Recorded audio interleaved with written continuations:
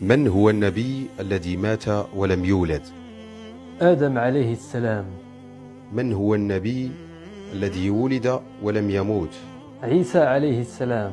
من هو النبي الذي مات ولم يدفن؟ إدريس عليه السلام، حيث قال الله تعالى في كتابه العزيز: ورفعناه مكانا عليا. وقد مر به رسول الله صلى الله عليه وسلم في السماء الرابعة في رحلة الإسراء والمعراج. من هو النبي الذي دفن في نهر النيل؟ هو يوسف عليه السلام، وبعد ذلك تم نقله إلى فلسطين. من هو خطيب الأنبياء؟ هو النبي شعيب عليه السلام. من هو النبي الملقب بأبي اليهود؟ هو النبي يعقوب عليه السلام، وهو اسمه إسرائيل. من هو النبي الذي أهلك قومه بريح صرصر عاتية؟ قوم عاد، وهو النبي هود عليه السلام. من هو شبيه إبراهيم من الأنبياء؟ هو رسول الله محمد صلى الله عليه وسلم. من هو النبي الذي كان عمه إبراهيم عليه السلام؟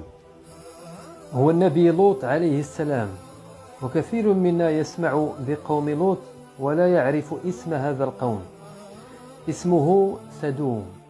من هم أبناء الخال من الأنبياء؟ يحيى وعيسى عليهما السلام.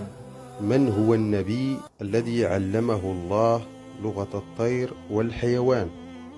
النبي سليمان عليه السلام. من هو النبي الذي آمن به جميع قومه؟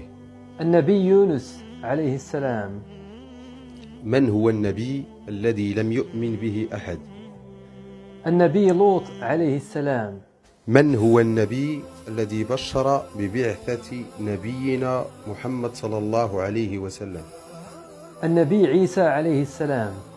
وإذ قال عيسى ابن مريم يا بني إسرائيل إني رسول الله إليكم مصدقا لما بين يدي من التوراة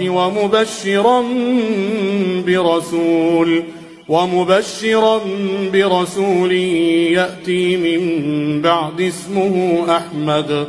من هو النبي الملقب بأبي الأنبياء؟ النبي إبراهيم عليه السلام، والسبب أن جميع الأنبياء